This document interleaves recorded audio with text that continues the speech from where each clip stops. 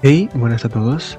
Hoy he decidido inaugurar el canal con una sección que he llamado Capítulo a Capítulo, donde estaré revisando los trabajos escritos oficiales de Touhou Project y algunos datos curiosos que encuentren en los mismos. Así que vamos a empezar con el primer manga oficial.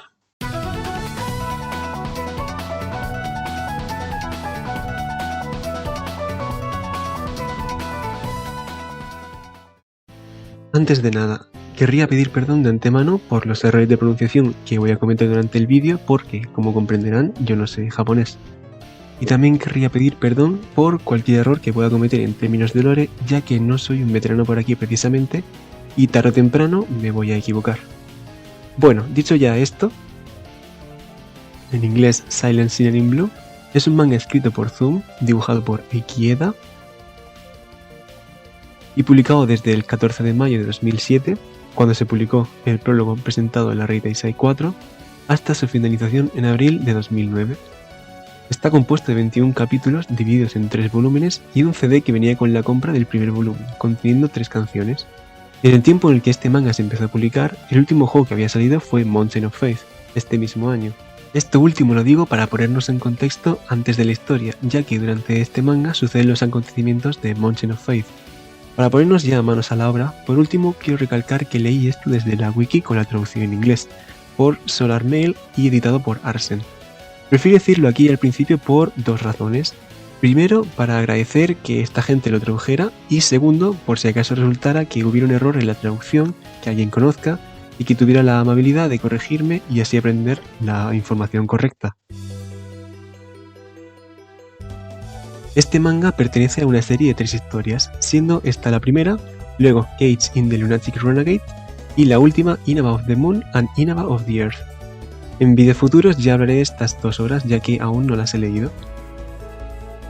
Empezando con el prólogo, este es realmente muy cortito y solamente nos pone en situación de la historia y de los personajes que conocemos hasta ese momento. Por si alguien se lo pregunta, Renosuke ya había salido en Curiosities of Lotus Asia y más tarde en Bohemian Archive, y nombrado en los endings de Marisa en Immaterial and Missing Power y Phantasmagoria of Flowerview, así que ya se conocían. Y las 3 hadas de la luz ya habían salido en ambos trabajos escritos también, así que también se sabía de su existencia. Capítulo 1. La historia comienza con Marisa Kirisame yendo al templo Hakurei y encontrándose a Reimu Hakurei entrenando con Yukari Yakumo. Debido a lo raro que es ver a Reimu entrenar, Marisa supone que habrá un buen motivo para ello, pero la sacerdotisa le responde que realmente no sabe por qué Yukari la está obligando, y aunque no le da mucha importancia, sí recalca que Yukari ha estado un poco rara últimamente. Mientras tanto, en el Leyentei, los conejos yokai están preparando mochi mientras cantan una canción. Aparece Risen Gongein Inaba y Tei Inaba, que se encuentran revisando el trabajo del resto.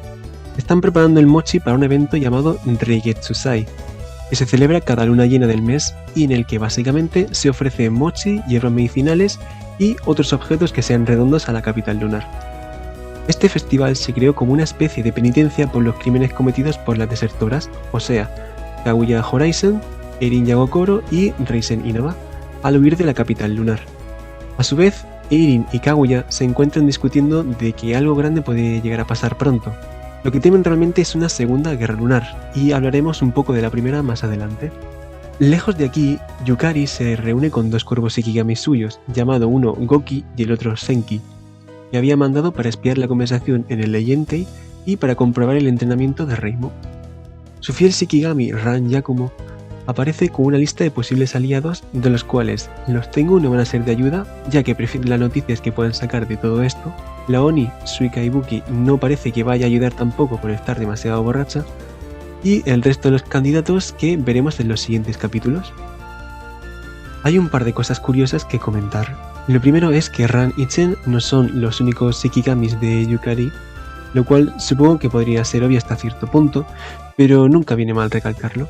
Lo segundo que quisiera comentar es la canción de los conejos. Esta canción que cantan los conejos de la tierra durante la realización del mochi va dirigida a un tal Daikoku, también conocido como Oguninushi no Mikoto, un dios que en esta historia salva a una pequeña liebre de Inaba y por eso los conejos de la tierra lo admiran. En el capítulo anterior, mientras Reimu entrenaba, es interrumpida por lo que parece ser un conejo yokai herida a la entrada del templo. Reimu atiende sus heridas en el interior, y resulta que este es un conejo lunar proveniente de la capital lunar, y está haciéndose pasar por un conejo yokai de Gensokyo. Esta consiguió llegar a través del velo lunar, que es un artefacto que permite viajar y regresar desde la luna a la Tierra y viceversa. Tras quitarle el velo a Reimu, que lo había cogido, y aprovechando que ésta se queda dormida tras la conversación por el cansancio, al tener que cuidar de la coneja durante toda la noche, esta escapa dirigiéndose al Eyentei. Aquí, Eirin y este conejo tienen una conversación en la que básicamente este conejo le gustaría quedarse allí a vivir porque está harta de participar en el castigo de Shang-e, o como se pronuncia. Pero Eirin rechaza su petición al demostrarle que no está realmente desapegada de la luna por completo.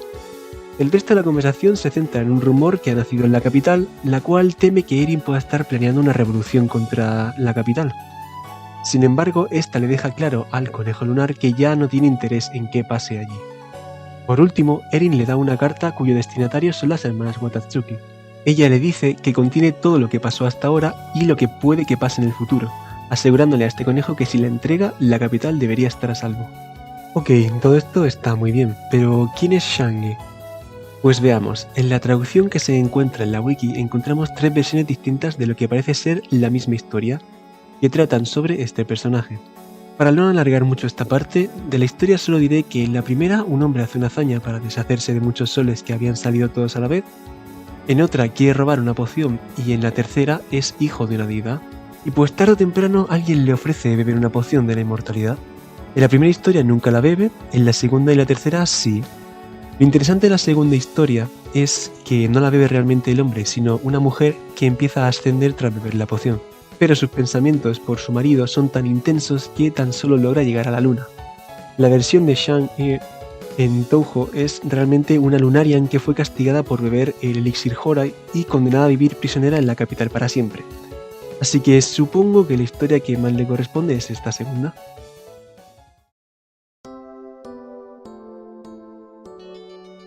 El tercer capítulo empieza en la Scarlet Devil Mansion, en esa misma noche, en la cual Remilia Scarlet está tomando una taza de té servida por la sirvienta principal de la mansión, Sakuya Izayoi. Unos momentos después se une una de sus mejores amigas, Patchouli Knowledge, y juntas recuerdan que hace ya un mes que Ran las visitó para proponerle el plan de invadir la luna, y animarlas a que participen con argumentos como ayudar a superar el estancamiento que vive Gensokyo en cuanto a tecnología y forma de usar la energía comparada con los Lunarians. Ran les cuenta además que Yukari planea que mientras ella elimina la frontera entre la luna real y la ilusoria, reflejada en el Mystic Lake, ellas pueden colarse en la capital. Sin embargo, los planes de Remilia van por otro lado, el cual es construir directamente un cohete, aunque Patchouli está teniendo problemas al construirlo al no tener suficiente información. Así que Remilia manda a Sakuya a buscar libros sobre cohetes. Rápidamente esta va al Korindo a despertar a Rinosuke. Este le presta una famosa revista de ciencia allá en Japón llamada Newton, donde se habla del cohete Saturno V. Tras esto, Sakuya vuelve y Patchouli vuelve también manos a la obra. Ahora nos encontramos en el Haku-Yokuro, donde Youmu Konpaku está preparando dumplings para la fiesta de Harvest Moon, que es una fiesta en la última luna del verano. En español no hay realmente una traducción para esta fiesta porque hasta donde yo sé no hay ninguna parecida, pero en sí es solamente una fiesta del fin del equinoccio de septiembre. Y bueno, tiene una conversación con Yuyuko Saiyoji sobre esta fiesta y una antigua tradición relacionada a este. Un mes ha pasado ya, y Patchouli nuevamente está teniendo problemas con el cohete, en específico con el combustible para el motor. El exterior del cohete está casi listo y el interior está bastante trabajado, así que vuelven a mandar a Sakuya a recaudar más información, pero esta vez se dirige al santuario Hakurei.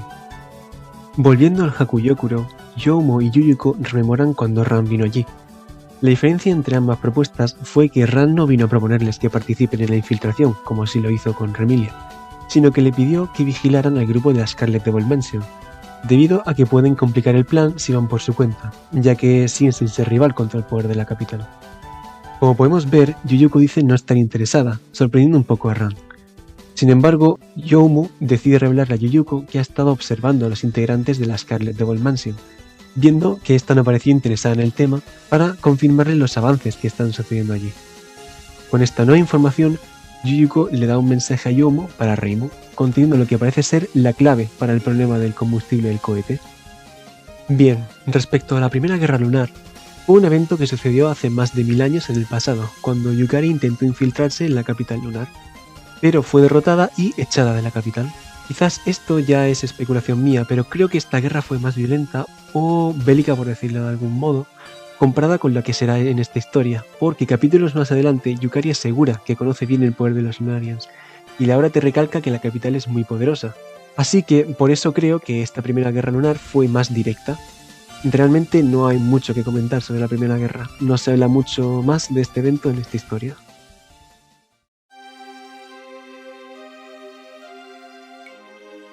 Este capítulo comienza haciendo referencia a que Reimu y Marisa acaban de experimentar los acontecimientos del Tujo 10.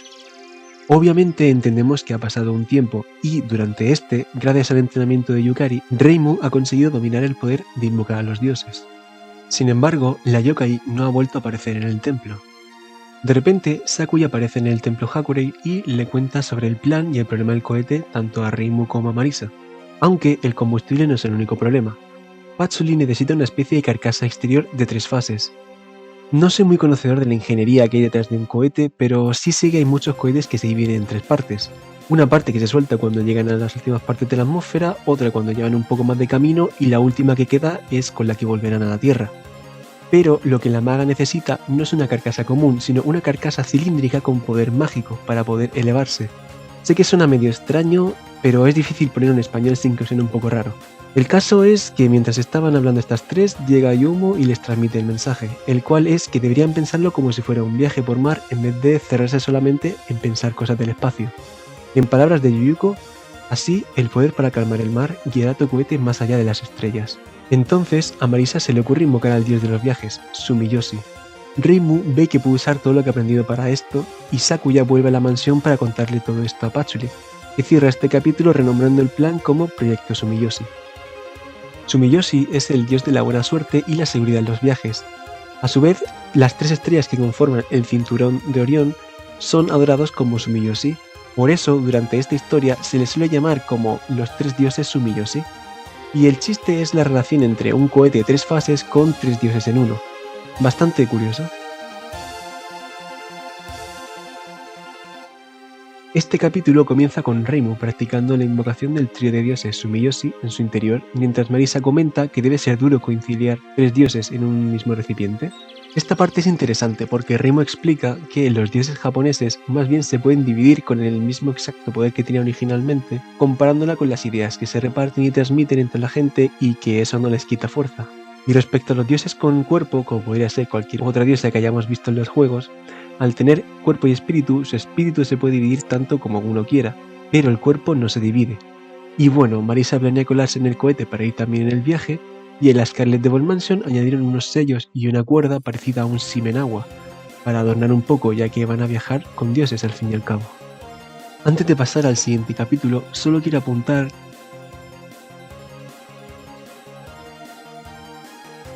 y que podemos ver un poco de las limitaciones de Yukari, ya que aquí dice que no puede mandar a un ser vivo tan lejos como al lado oscuro de la luna, donde se ubica la capital lunar.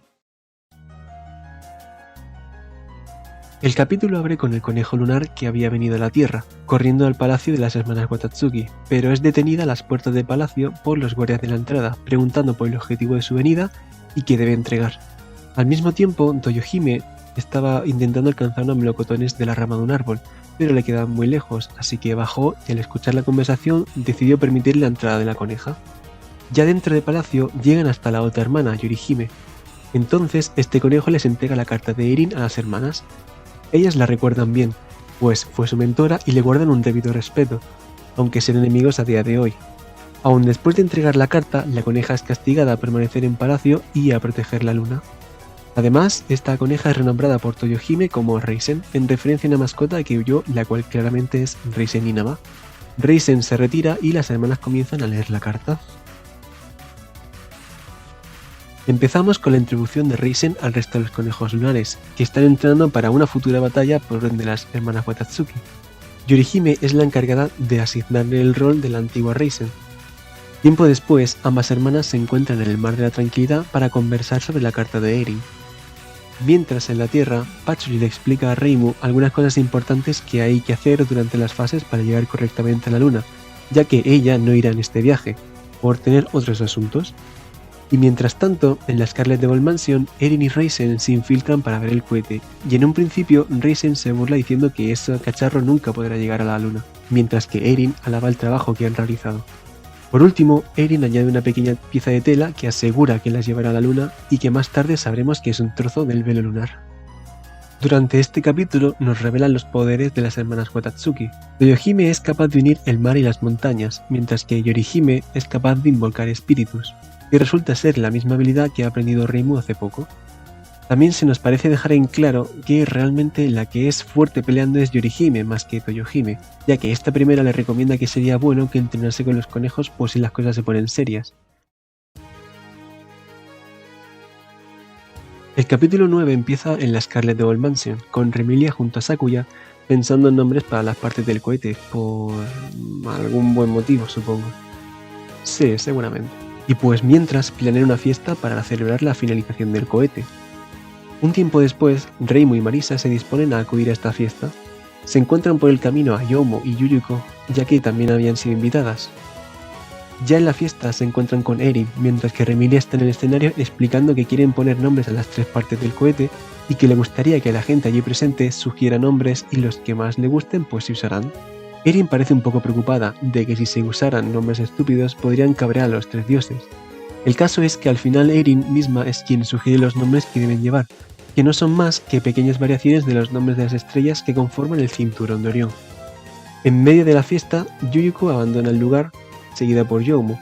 Realmente ni mucho que decir de esta conversación, salvo la frase final de Yuyuko: si no puedes engañar a tus amigos, no podrás engañar al enemigo. Y finalmente llegamos al día del despegue. Las hadas de la mansión se encuentran terminando con los preparativos finales para el despegue del cohete, entre los que se incluye tener el cohete cerca de alguna tira roja para que cueste menos energía. Respecto a los integrantes definitivos del viaje serán Reimu, que es prácticamente el motor, Sakuya, Remilia, Marisa como reemplazo de Reimu, y aunque claramente es un chiste, realmente tiene todo el sentido del mundo que cualquier magia que pueda ser útil para sobrevivir al viaje sea aceptada, y 3 hadas de la mansión. Reimu y Marisa entran en la nave por primera vez y se preocupan un poco al saber que tendrán que estar mínimo 2 semanas, si no es que un mes, entero viajando en un espacio tan reducido. La última que queda por entrar es Remilia, que enseguida llega y comienza el despegue. Como motor hay un mini altar preparado para la invocación. Comienza la invocación y el cohete despega por el techo abierto de la mansión. Al mismo tiempo, desde Leyentei, Eren, Kaguya, Reisen y Tei miran en la lejanía el cohete alejándose. Algo corto, interesante para añadir a este capítulo es la explicación que Reimu da sobre los templos, ya que Reimu explica que no se necesita un edificio especial para un templo, sino que simplemente basta con una decoración y un recipiente para el dios, por lo que todo el cohete en sí es ahora mismo igual que un templo.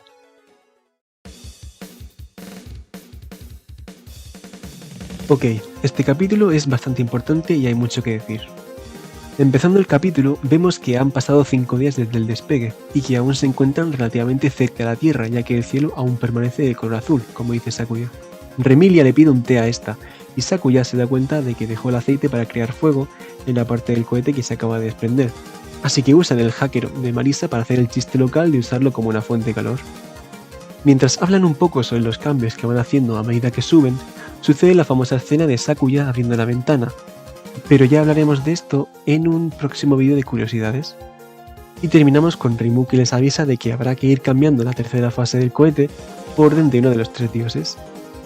Mientras en la Tierra, Eren y Kaguya han ido a la Scarlet Devil Mansion a hacer una pequeña visita a Patchouli para preguntarle sobre el viaje. Ella responde que están a mitad del trayecto y que deben estar ascendiendo a la fase final.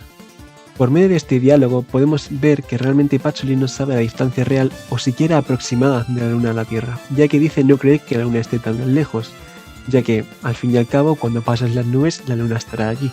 Y que de todos modos no construyó el cohete con ese pensamiento. Ella simplemente creó un cohete capaz de dirigirse hacia la Luna, después de pasar el cielo y que el resto depende de Sumiyoshi. Y bueno, Patchouli sigue hablando hasta que da el dato que Erin buscaba. Durante la luna llena se abre un agujero en la barrera que protege la capital. Erin le vuelve a preguntar si cree que el cohete tendrá éxito, y Patchouli le responde diciendo que Erin misma se ocupó de que así fuera, añadiendo esa tela, revelando que Patchouli ya sabía que Erin les había ayudado con el cohete, y que incluso Remilia sabe que está siendo manipulada, pero que simplemente le da igual porque es muy egocéntrica, para que realmente le importe. Remilia ya se había rendido hace mucho tiempo sobre ir a la luna, como cuenta Patchouli, pero claro, le habían construido un escenario claramente preparado para lograrlo, Reimu estando preparada para una labor tan específica, por ejemplo. Por lo que Patchouli saca en conclusión que Yukari, que se metió en problemas con la luna hace ya tiempo, es la misma que quiere atacar la luna ahora. Toda esta conversación termina con Patchouli diciendo que se quedó porque no le gusta meterse en problemas, jaja XD. Volviendo al cohete, todas están hacinadas en la parte del cohete que resta y llevan en la última parte del cohete casi 12 días. Entonces Marisa se mete un poco con Remilia, que está harta de estar allí, y empiezan a pelear, mientras que Sakuya se da cuenta de que ya están sobre la superficie de la luna. En ese mismo instante, Reimu avisa que ya solo queda el último paso, que es caer a la superficie lunar.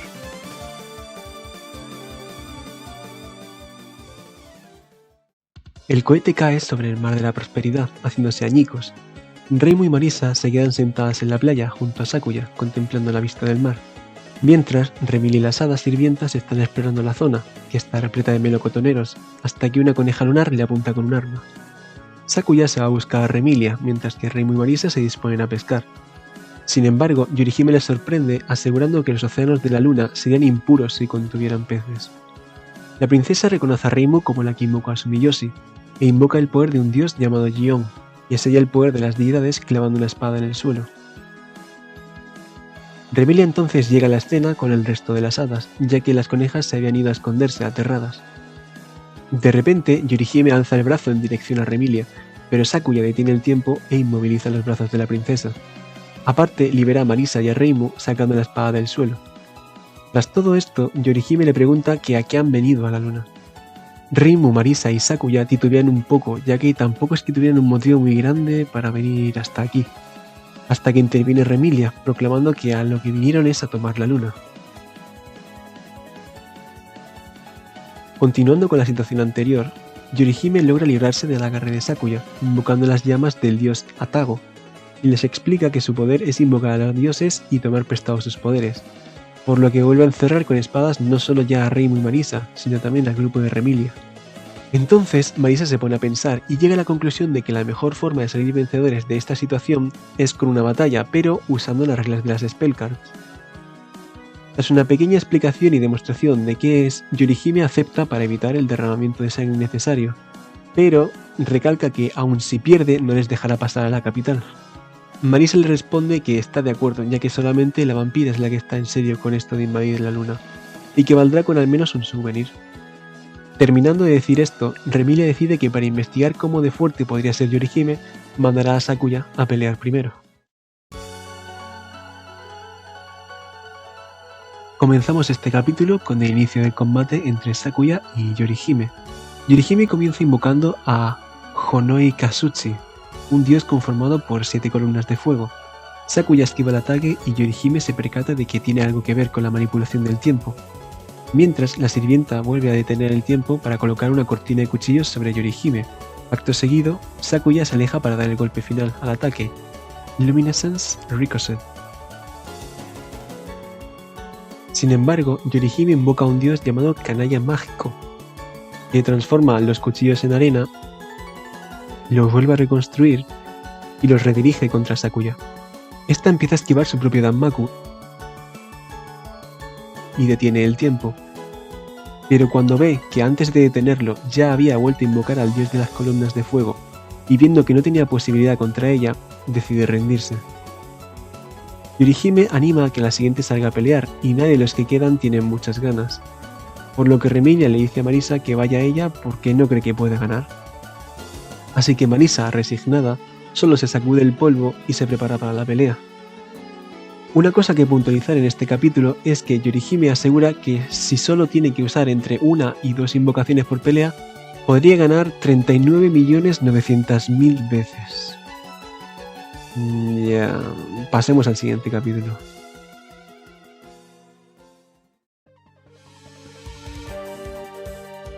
La pelea entre Marisa y Yorihime comienza con Marisa tomando la iniciativa. Pero Yorihime esquiva con facilidad el ataque de Marisa, ya que se ve afectado por lo distinta que es la atmósfera de la luna comparado con la de la Tierra. Marisa entonces empieza a dirigir sus estrellas contra Yorihime en su ataque Event Horizon, pero esta simplemente corta las estrellas e invoca a un nuevo dios llamado Amatsumi Kaboshi, cuya luz del ataque engulle a Marisa. Mientras, Reimu cuestiona a Remilia si realmente va a ganar, ya que ella cree que si fuera un incidente habitual no perdería, pero al ser ellos ahora los que lo han provocado no creen que ganen. Remilia simplemente le grita a Marisa que deje de jugar y si ya sabe que va a perder, que simplemente haga su mejor ataque y ya. Marisa entonces coge su Hakero y lanza un Final Spark. Yorihime usa su espada para cortar el láser, a lo que Marisa responde lanzando un Double Spark. Sin embargo, Yorihime invoca a un dios llamado... allá vamos... Iskoridome no Mikoto y el espejo de Yata. Mientras ella corta nuevamente un rayo, el espejo refleja el rayo fuera de la luna. Marisa, al ver esto, decide rendirse y Remilia quiere ser la siguiente en pelear.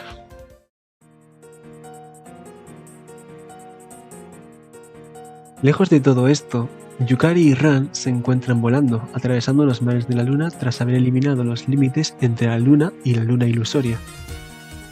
Al mismo tiempo, Remilia está atacando a Yorihime, que está algo golpeada, pero la vampira no ha estado usando spellcards, tan solo ataques físicos, por lo que Yorihime le dice que le muestre algo de Danmaku. Así, Remilia usa Queen of Midnight, que incluso oscurece el ambiente. Yorihime invoca a Ame no Usume no Mikoto, que hace que salga luz de su cuerpo.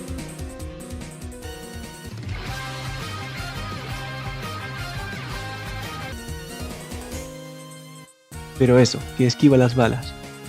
Remilia deja a un lado el Danmaku y se dispone a usar su ataque físico más poderoso, pero antes de que lo pueda usar, Yorihime la derrota invocando a Amaterasu o Omikamki.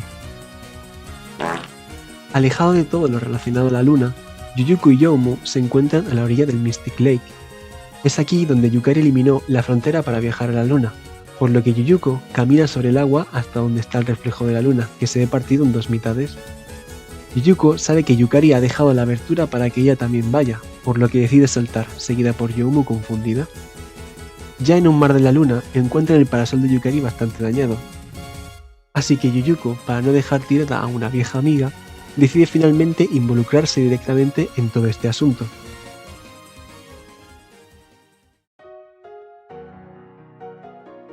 El capítulo 17 abre nuevamente con Yukari y Ran aún recorriendo algún que otro mar de la luna. Poco tiempo después llegan a su destino, el Mare Ingieni, o en español Mar del Ingenio, el cual es el hogar del sabio de la luna. Yukari abre una pequeña brecha para echar un ojo y ve que el lugar está vacío. Ran pregunta si deben esperar para que puedan vengarse contra esa persona, mientras que Yukari le dice que va a aprovechar el momento para conseguir algún tesoro. Yukari textualmente dice: "Nosotros, los de la Tierra, no tenemos oportunidad contra la luna, no con poder". Mientras, Yorihime y Reimu ya han empezado a pelear, y podemos ver que Reimu va perdiendo, revelando que no puedes pelear contra los dioses como peleas con los yokai. Reimu se queja un poco y al ver que Remilia todavía va y se duerme, se harta y lanza lo que parece ser un Ofuda, pero es distinto al resto. Rápidamente, Yorihime lo parte en dos con la espada, pero Reimu pronuncia el nombre del dios Omagatsumi. La sacerdotisa proclama haber encontrado el punto débil de Yorihime. En un mundo puro como es la luna, la última cosa que quiere cualquier Lunarian es ser ensuciado con lo impuro. Lo que Reimu ha lanzado es la calamidad alojada en el cuerpo de Omagatsumi. Con esto, si Yorihime lo libera, traerá muerte a la luna, y si no destruye las balas una a una, la luna se convertirá en lo mismo que la Tierra, en el sentido de que se volverá impura. Básicamente, lo que ha hecho Reimu es cambiar las tornas y dejar a Yorihime como un yokai que va a causar un incidente si no lo para ella. En resumen, la especialidad de Reimu. Volviendo con Ran y Yukari, están conversando. Ran le pregunta si sabía que no estaría en casa desde el principio, a lo que Yukari le responde afirmativamente. Yukari dice textualmente: "Solamente ejercí presión en la superficie para obtener el efecto que quería". Con esto, Yukari abre una gran brecha para que Ran entre y le manda a que encuentre algo valioso. Yukari ríe creyendo en su victoria, hasta que Ran grita al otro lado de la brecha. Yukari rápidamente entra, preguntando a qué se debía ese grito. Ran le advierte que algo no va bien. Se encuentra en un lugar oscuro, sin ningún edificio, en un bosque de bambú con animales y para rematar, allí en el cielo se encuentra la luna, triunfantemente solitaria en el cielo estrellado. Esto es Gensokyo, ¿verdad? En un suspiro, la brecha por la que entraron se cierra y se escucha una voz. Sí es, la ligera perturbación en el periodo rotacional de la luna. Una delicada trampa que debió ser un bonito y redondo 28. Estas palabras son dichas por Toyohime, acompañada con Reisen. Además añade, tú nunca más podrás volver a la luna, gracias a la trampa que mi maestra colocó hace más de 1000 años.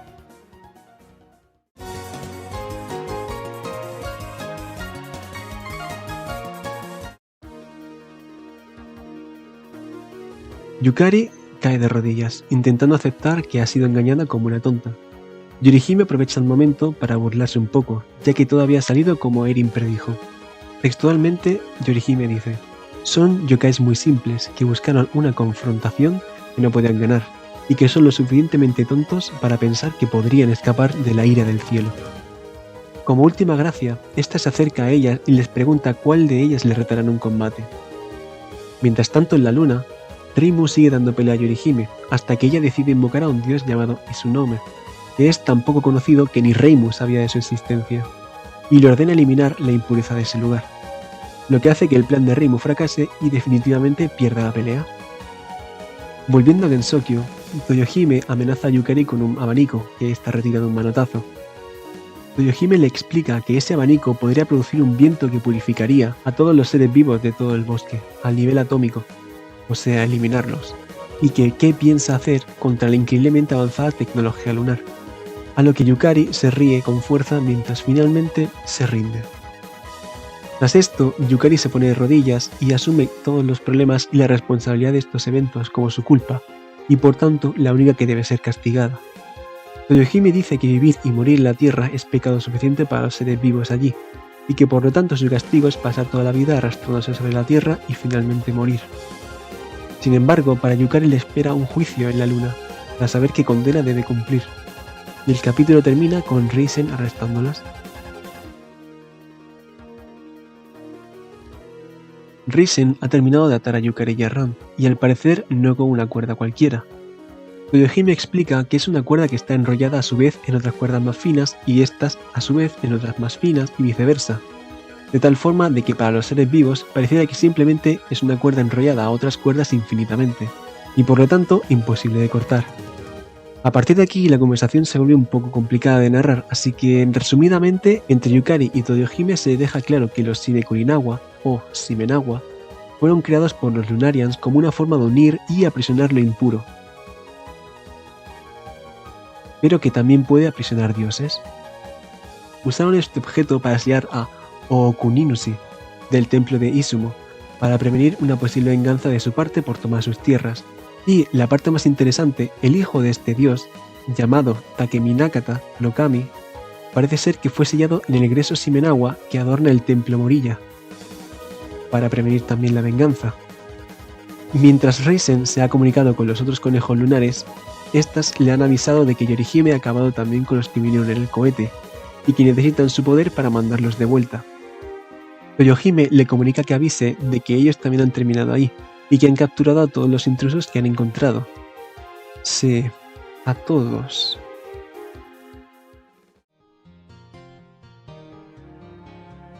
Mientras tanto, en el Leyentei, los conejos de la Tierra están trabajando tal y como lo hacían al principio de esta historia. Reisen llega preguntando por Yago Koro, por un mensaje que debe entregar. Tei es quien recibe el mensaje, y tras la lectura del mensaje, Erin relata que las hermanas lo hicieron bien, pero aún le preocupa un poco qué pasará con ellas y si crecerán como deben o no. Para ellas, Erin es su mentora, y para Erin, ellas son sus sucesoras. Entonces, Reisen Inaba entra con algo de alcohol y algo parecido a los dumplings que comía Yuyuko, los cuales comen para disfrutarlas a la luz de la luna. Antes de que acabe el capítulo, y algo que no he mencionado en el capítulo 17, es que Yukari dejó una de sus manguillas, creo que así se llama, colgando en una pequeña brecha, ¿Saben de quién nos hemos olvidado? Exacto, de las fantasmas. Yuyuko y Youmo viajan por la brecha hasta que ven la manguilla de Yukari colgando. La invasión de momento continúa.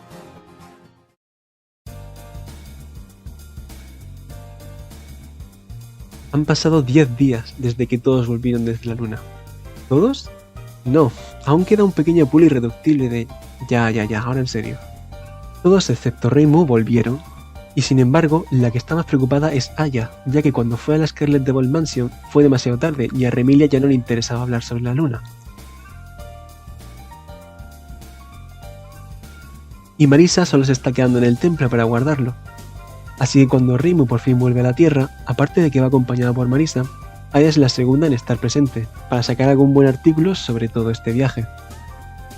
Reimu le cuenta que en cuanto se rindió, Remilia y Sakuya se fueron a disfrutar un poco del paisaje antes de que los manden de nuevo a la Tierra. Respecto a Reimu, ¿el por qué? Bueno, básicamente para probar que Yorihime era inocente de los rumores. Retomando algo que dije al principio del vídeo, habían estado ocurriendo rumores de rebelión en la capital lunar, y que había evidencia de que alguien estaba invocando a los dioses, y como Yorihime era la única que se conocía que podía hacerlo allí en la capital, quiere llevar a Reimu para demostrar que gente como ella también puede y así argumentar, pues su defensa, supongo. Pero eso, Reimu vivió un tiempo allí, había gente nice y tal, y casi fue como turista más que como rehén. Aya se desespera al ver que con eso tampoco puede hacer un artículo interesante, y Reimu le contesta que si quiere oír de hablar de cosas inusuales, podría decir que ella siente que vio algo que podrías encontrar en un cementerio. Allí en la capital, Yuyuko aparece interrumpiendo la conversación de unas conejas lunares.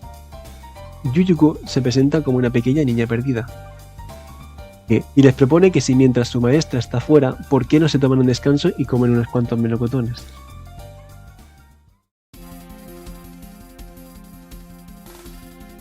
Y llegamos al capítulo final. Reimu se encuentra discutiendo con Marisa sobre lo que vio, y aunque los fantasmas es cierto que son inmortales, para ser un fantasma primero debes morir, y los Lunarians parece que son inmortales. De repente Sakuya, Patsuli y Remilia llegan al templo Hakurei. Reimu aprovecha en cuanto ve a Remilia para reprocharle que por su culpa tuvo que pasar un montón de molestias. Ella solo replica que definitivamente fue mala idea llevarlas a la luna, pero la sacerdotisa le contesta que sin ella ni habrían podido llegar. El motivo por el que han venido es por una disculpa y para agradecerles por las molestias que se han tomado. También para invitarlas a una fiesta en el mar, sí, en pleno invierno. Un tiempo después, Yukari y Ran ya han vuelto de la luna y Yukari finge estar cabreada todo el rato mientras dura la vigilancia lunaria, hasta que uno de sus cuervos Sekigami le comunica las noticias. De un momento a otro, Yukari cambia radicalmente y pasa de estar cabreada a completamente feliz. Ran a estas alturas, quien no ha recibido ninguna explicación, está totalmente confundida, y ambas llegan al Hakuyokuro. Finalmente, reunidas ambas con Yuyuko y Youmo, Yukari le explica a Ran que el plan está efectivamente sustentado en el señuelo. Los líderes de la luna son dos, Yorihime y Toyohime, y ambas estaban ocupadas con algo. La primera con los que llegaron en el cohete, y la segunda con Ran y ella. Dos señuelos. Yukari, precavida como siempre, no sabe si la mente maestra de la luna era realmente Erin, pero lo que sí sabía es que si las espías están siempre vigilando, ella se tenía que dejar caer en la trampa para engañar al resto. Y entonces decidió que Yuyuko desde el principio estuviera en la posición de no estar interesada en involucrarse, para que ella fuera la indicada para el trabajo. Yuyuko entró por la brecha que dejó Yukari a la casa de las Watatsuki y estaba vacía, ya que ambas estaban ocupadas. Así podría robar lo que quisieran, y por un mes entero, ya que Yukari debía esperar la siguiente luna llena para abrir una brecha y rescatarlas de allí, Yuyuko y Youmo estuvieron ocultándose de las hermanas allí en la capital. Cosa que para una fantasma es más fácil al fin y al cabo. Y el objetivo del malvado, vengativo y brillantemente orquestado plan de Yukari fue choricear algo de la casa de las Watatsuki. No esperaría que Yuyuko hiciese algo violento.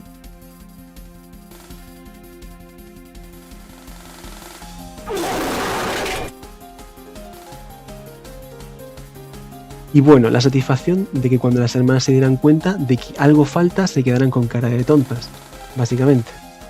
Yuyuko entonces va y trae lo que ha conseguido, que es una botella de sake. Un sake añejado por 1000 años. Así que el tesoro que va a dejarla sin palabras es Sake. Yukari se ríe a carcajadas, ya que robar algo que no podrán recuperar, aun si vuelven porque se lo van a beber ahora mismo, es la mejor idea. Así que lo abren y beben con felicidad. Por último, y terminando ya con esta historia, en la Scarlet Devil Mansion están haciendo una fiesta que más que ser en el mar es una fiesta en la piscina, dentro de la mansión realmente. En invierno, sí, en invierno. Pero bueno, Yukari entra por sus brechas a compartir el alcohol que robaron, todos se alegran, y Sakuya prepara la fiesta, todos beben y se lo pasan bien, mientras las hermanas se dan cuenta de que le robaron el alcohol. Y con todo esto, acaba la historia de Silent Scenery Blue. Ok, sobre la música. Antes de terminar el vídeo, pasemos rápidamente a la música. Como dije al principio, los primeros volúmenes se vendieron junto a un CD, y contiene 3 canciones. La primera de esta es Yokai Space Travel.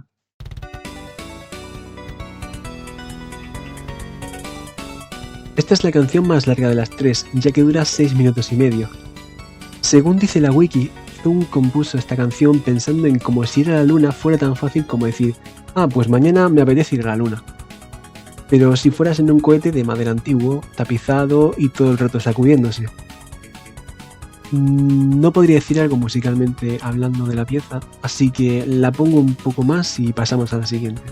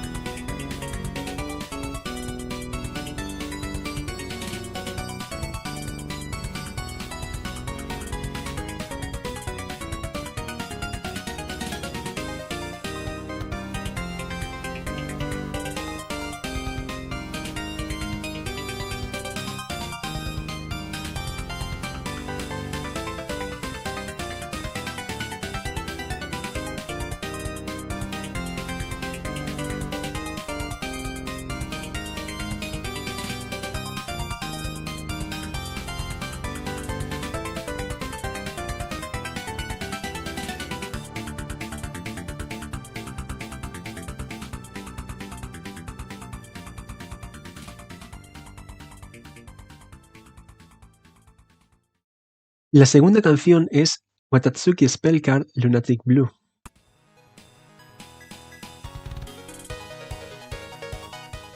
Esta canción Zoom la hizo para las hermanas Watatsuki, sobre todo teniendo en cuenta el combate que tendría Yorihime con Reimu y las demás. Pues, ¿qué puedo decir? Esta canción es bastante dinámica, me suena mucho como el tema de una jefa cualquiera de los juegos, así que es bastante disfrutable. Nada más que decir.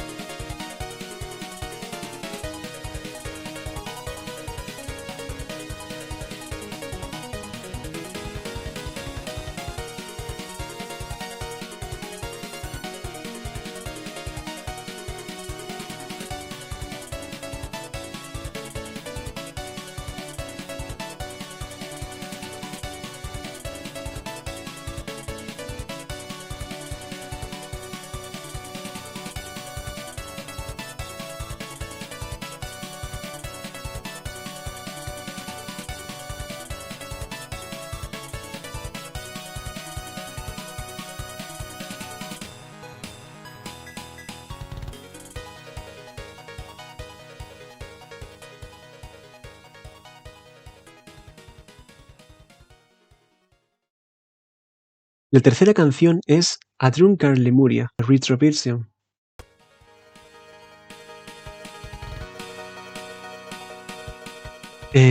A ver, ¿cómo explico esto? El comentario de Zun sobre esta canción es que cree que Touhou Bogetsu es un manga borracho para lectores borrachos. Bien, este comentario viene porque esta canción, como habrán podido ver, pone retroversion. ¿Cuál es la versión original entonces? Bueno, pues para eso tenemos que hablar un poco sobre Uwabami Breakers.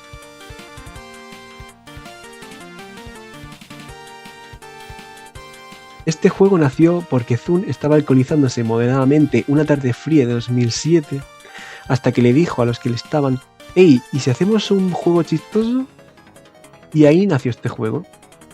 Por favor, hasta se pusieron de nombre The Drinking Party. Zun participó haciendo una canción, los fondos y el danmaku de este juego. La canción, A Drunkard Lemuria, le pertenece al boss final de este juego, esta personita de aquí. Así que básicamente esta canción viene de este juego y le hizo un arreglo con su queridísimo FM Synthesis. Suena bastante bien, la verdad, ambas versiones, les recomiendo mucho escucharlas.